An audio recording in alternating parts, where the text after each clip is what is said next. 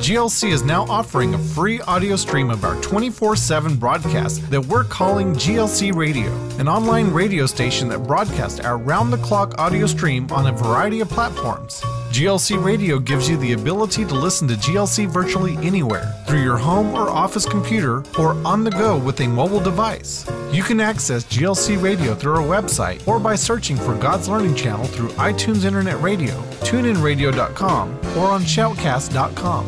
Explore various GLC Radio-enabled mobile apps by visiting our website at glc.us.com/listen/GLC Radio. GLC Radio, your free connection to GLC anywhere, anytime.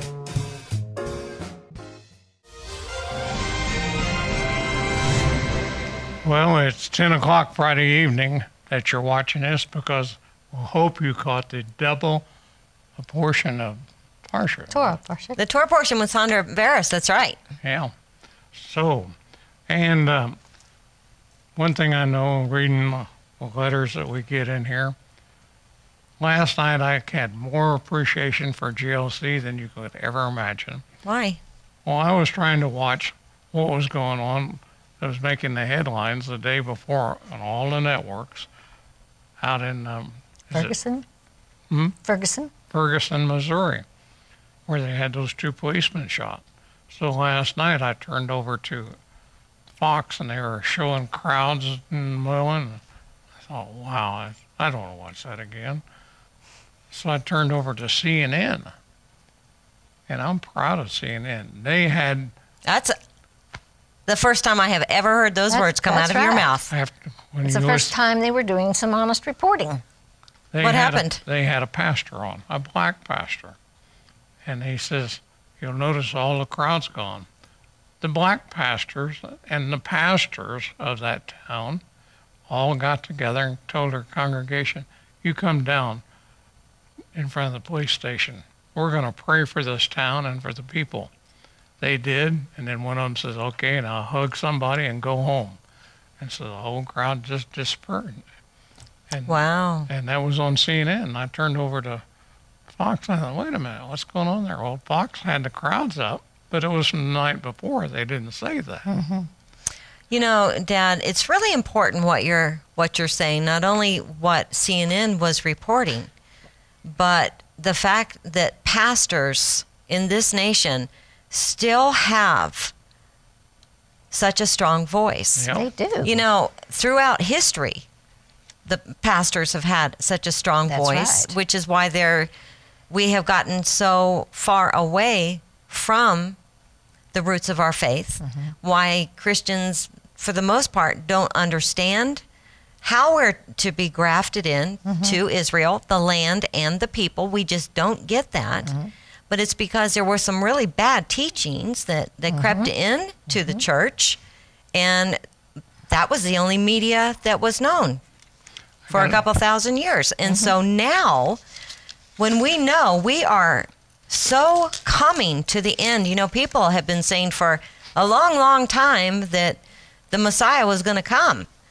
But it really doesn't take a rocket scientist to figure out that what has happened with the Islamic State is not going away. We're here, folks, and it's time to get our house in order.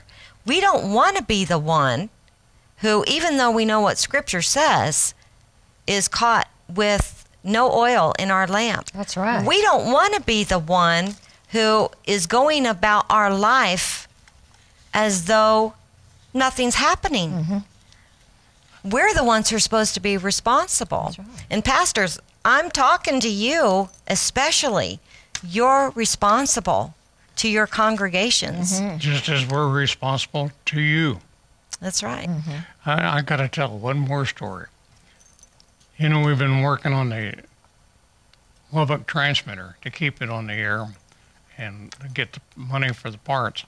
And Tommy and I was sharing it with the old water bearer and his wife. Now, who am I talking about? Jim Gaylor. Jim and Jackie. Gaylor and Jackie. And so the water bearer said, sounds like you need some more water bearers. And so he pulled out his checkbook and wrote a nice check as a water bearer to GLC. Thank you, Jim and Jackie. So if you're a water bearer, and I know you're going through some struggles, I've never seen such a screwed up mess as going on in the cable television market.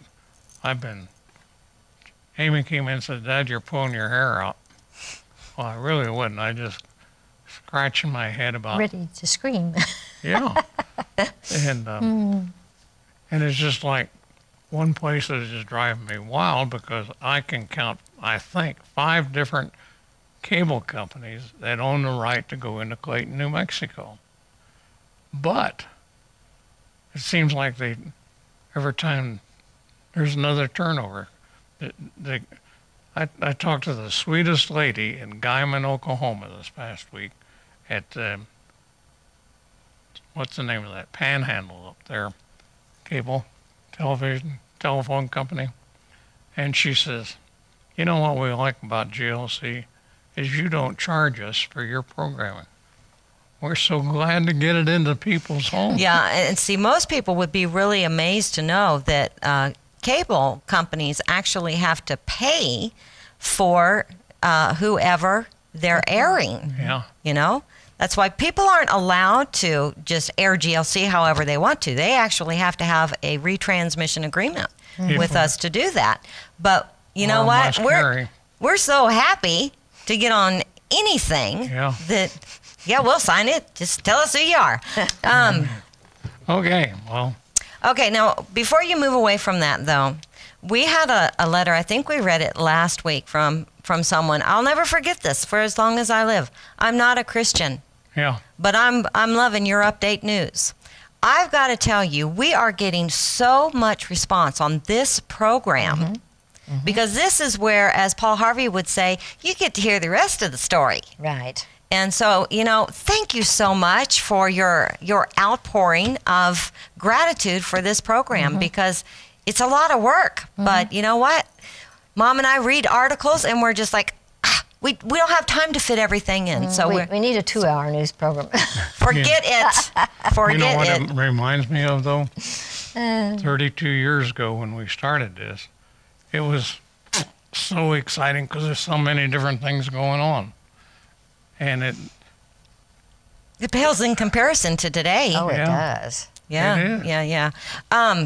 One thing I want to tell every one of you who has sent in a donation and has designated it to the Lubbock Equipment Please Repair, we so appreciate you, and we don't care where you are or how much you send in.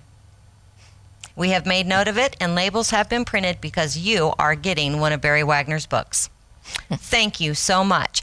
And I want to especially thank the people who live outside of the Lubbock area and who stepped up to the plate because they know how important it is. See, this is a thing. GLC is about all of us working together. That's it. It takes all of us. And we can't do this without you. And you know what? We wouldn't want to do this without you because we have to have your encouragement. And thank you. without you, I'd rather be out in Go fishing. South Long and No, you would not. come I don't even on. want to hear it. I don't want to hear it. either. Okay, we've got the weekend Okay. lineup really fast before we read Dad's letter. And, Steve Shermet, he's back from Israel. I've got an email from him. We've gone back and right. forth a few times. Good. His program that we recorded when he was here in January will air tonight at 8 p.m., Sunday morning at 5 a.m., and Monday afternoon at 2 p.m. Monty Irfan. before you get away from him, Huh? is he going to come and share what happened in Israel with? Well, we're working on scheduling Shepherd's Heart again. Yeah. And I just talked to Umberto. And we're looking at June right now before they can even get back here. Jean-Claude cannot come this time. So we've got a third man that is a very good friend of Umberto, that it looks like he's going to be coming in to be our third man this time. Okay. But really good news, Steve Shermet has finally really committed to doing Rock Shovels and Manuscripts. All right. Up to now, he's been like, okay, I'll think about it. I'm trying. Yeah, I think I can do it. And now it's like, I can do this thing, Amy. Hallelujah. So that's really good news. We're excited about that. It is. So anyway, On with the weekend lineup. I interrupted you. and threw me completely off track. Okay. And then we have Monty Irfan and Dr. Richard Booker, not together. They are 2 separate hours entirely. They will be airing Saturday at 1 a.m., Saturday night at 8 p.m., Sunday afternoon. Sunday afternoon at 2 p.m., and Monday morning at 7 a.m. Yes, Dad, you're right. That is an excellent program, and that's why it has all these really great air times. If you missed that when it played during the week, make every effort to catch it over the weekend, because Monty said some things that were so pertinent to what's going on in the Middle East today. And that was like quite some time ago. It was. I think that was like 2013. October 2013 when Monty was here. It amazed me. Yeah. But he is an Iranian, native Iranian, and that's why what he had to say was so pertinent. So important. So, and always you remember, from the time that a program airs, Monday night at 8 o'clock, you can watch it in the GLC archives for 1 week until 8 p.m. the following Monday. So if you don't have time to catch the TV broadcast, you can always go online. Okay, and also we have Dr. Kevin McCarthy. Dr. McCarthy is the man who ministers to the families of people whose loved ones are incarcerated. That will be airing Saturday at 5 a.m., Sunday at 1 a.m., and Sunday night at 8 p.m. And you know, I picked those air times very specifically for this, because I know that if someone you love is in prison, you're going to have a hard time sleeping. So you're probably going to be up half the night. And that's why I aired them at those times. Okay.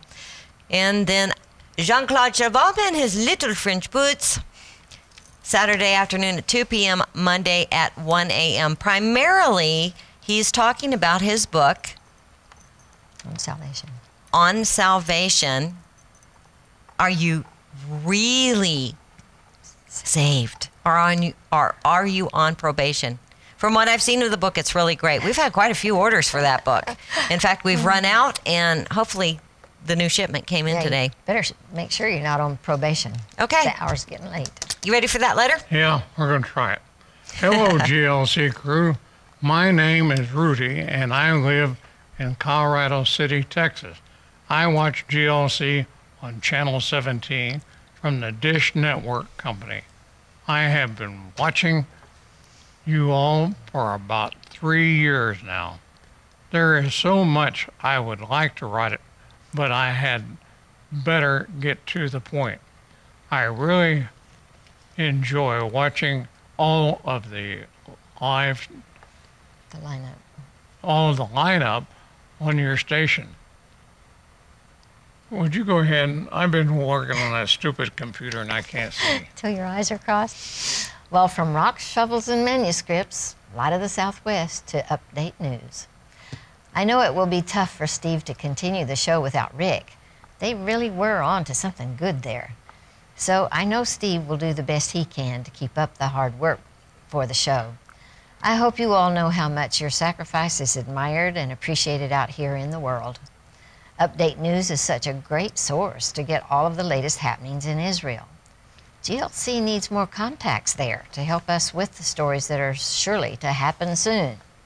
Amy, you've said you have really given so much of your time to the station. It's my life. It is. I'm sure your parents see the sacrifice of your time, and that is making them proud. Indeed it is. So don't give up the fight of work time and personal time. Keep your head up and know that with every change you make, God will help you all endure in these challenging times. I'm sorry I cannot send a contribution at this time, but I promise in the very near future I will be able to help. Even though I know it will only be a drop in the bucket compared to what you really need, they all add up.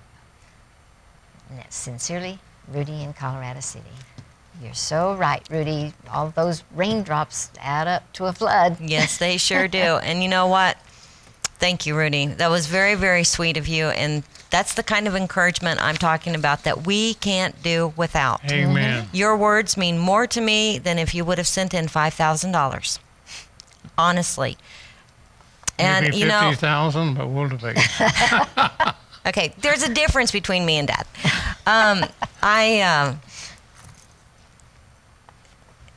It doesn't feel like a sacrifice because I'm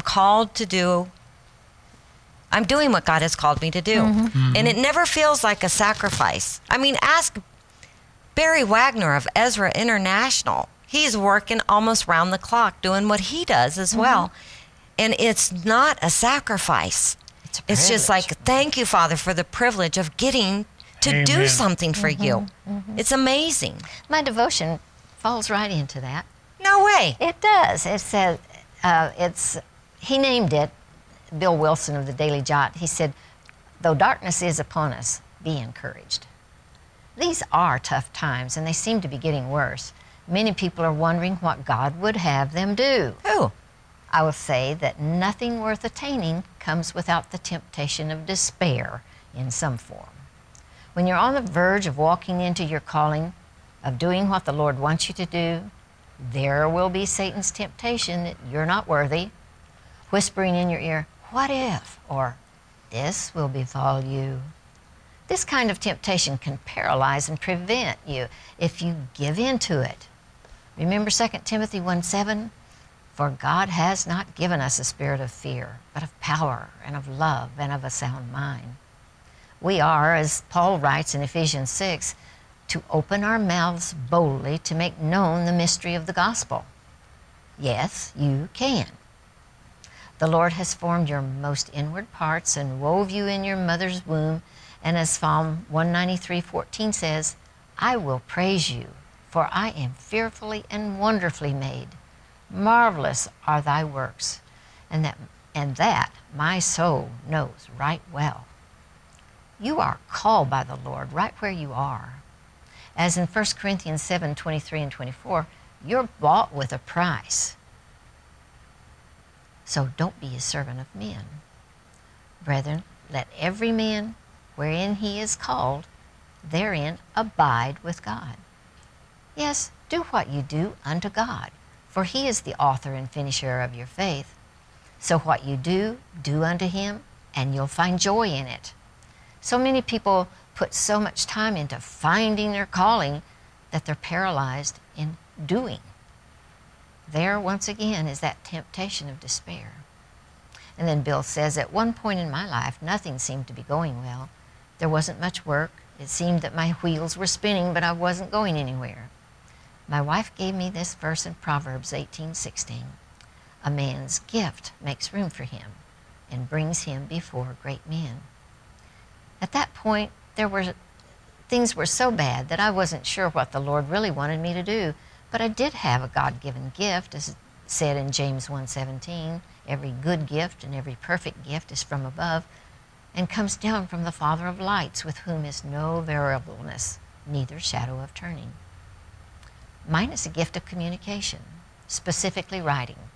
Out of that, the Daily Jot was birthed. But there was much more to come. I also have been blessed with a gift of coaching, whether sports or business or personal concerns. Bring the gift of writing and of coaching together, and it's even more powerful. These are not only things that some would say I'm good at, they're also things I love to do. For God knows you better than anyone, and he knows what you love to do. But there is this little 2-letter word, do. Praying is your first step to doing, but prayers are often not complete until you act. As James wrote in James 1:25, but whoso looks unto the perfect law of liberty and continues therein, he being not a forgetful hearer, but a doer of the work, this man shall be blessed in his deed. Look around you. There's a lot to be done. And be encouraged, for God hasn't left you without the tools, the gifts, to do it. Take charge of your life in service to the Lord, and have a blessed and powerful day. Okay, a little side note to that. God knew us in our mother's womb. Mm-hmm. He didn't just know us. When he was seeing us there, he was forming us, not to just be these little human beings. He was forming everything about us to perform the works that he would call us to do. And to It's glorify him. everybody. Everybody. And to- Because he didn't just know me, That's right. he knows every single one of us. That's right. Oh, okay. It's fun. On with the news. Okay, now this is the article that says, like Paul Harvey would say, here's the rest of the story, because I'm sure some of you people have heard the other side of the story to this. This comes from Arut Sheva and the Jerusalem Post. Government wrecking crews demolished an illegally constructed European Union structure near the Hebrew University on Jerusalem's Mount Scopus on Tuesday. Situated a few hundred meters away from the university and bearing an EU flag, the building was constructed on land designated for a national park, the Jerusalem municipality said. According to Regavim, a research NGO that monitors illegal Arab settlements throughout Israel, the building is one of 500 structures built by the EU without coordination with the Israeli government. Oh my. Regavim has repeatedly lobbied the Israeli government to demolish the thousands of illegal Arab buildings scattered throughout Judea and Samaria. A recent report by the NGO found that the EU's policy of unilaterally and illegally building on behalf of the Palestinians in Jerusalem and Area C of the West Bank is an ongoing problem. An expose by the NGO revealed how EU funds have helped to pay for some 200 illegal buildings for Bedouin settlers in Judea and Samaria, just outside Jerusalem. The EU funding aimed at creating facts on the ground was denounced by an Israeli group as European colonialism. Ari Briggs, a co-author of the study who serves as international director of Regavim, said the issue of illegal European structures in Jerusalem is being addressed by the municipality and has been brought to the attention of the European Parliament and now awaits a formal hearing by its Foreign Policy Committee. Briggs said, after years of researching this new phenomenon of illegal European settlements in and around Jerusalem, we praise the Jerusalem municipality for beginning to enforce the rule of law.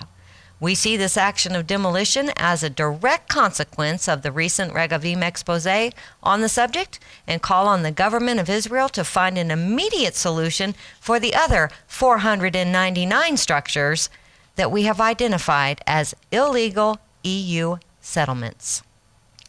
The EU attacked the move, stating, quote, "We condemn today's demolition of temporary shelters funded by the European Union as part of its response to the need of the affected communities." A spokeswoman for the Jerusalem municipality said the demolition process was initiated by the Israel Nature and Parks Authority. A spokeswoman for the authority told the AFP that the structures were in a national park within the jurisdiction of the Jerusalem municipality, which had been informed of the violation and demolished the structures. The structures demolished on Tuesday were small metal constructions put up on the outskirts of Arab neighborhood, an AFP correspondent said. The area was empty of residents following the demolition by bulldozer. One of Regavim's research drones was nearly downed in the same area on Monday by rock-throwing Arab settlers. Isn't that interesting? No wonder Very. they want to get that. Okay. I think it was probably Wednesday we shared the article about the Israeli Arab who had joined ISIS and then was apparently trying to escape and they executed him. Mm-hmm. And it was a little boy who did the killing. Mm-hmm. But don't miss the point that it was an Israeli Arab from just outside of Jerusalem that went to join ISIS. Mm-hmm. And this explains the mentality of the terrorists who are launching attacks inside Israel, mm-hmm. and specifically in Jerusalem, mm-hmm. when it comes to the Temple Mount. Okay, this next article comes from the Times of Israel. It's about Egypt and Ooh, this is interesting. Egypt is currently facing the Islamic State terrorist militant group on two fronts. First, in the Sinai Peninsula, where Ansar Beit al-Maqdis militants have sworn allegiance to ISIS. And second, in Libya, where 21 Egyptian Coptic Christians were executed en masse by jihadists who've sworn allegiance to ISIS as well. The militants in Libya, which connects to Egypt on its western border, have established substantial military bases, gaining hold over territory in Libya while simultaneously sending terrorists into Egypt.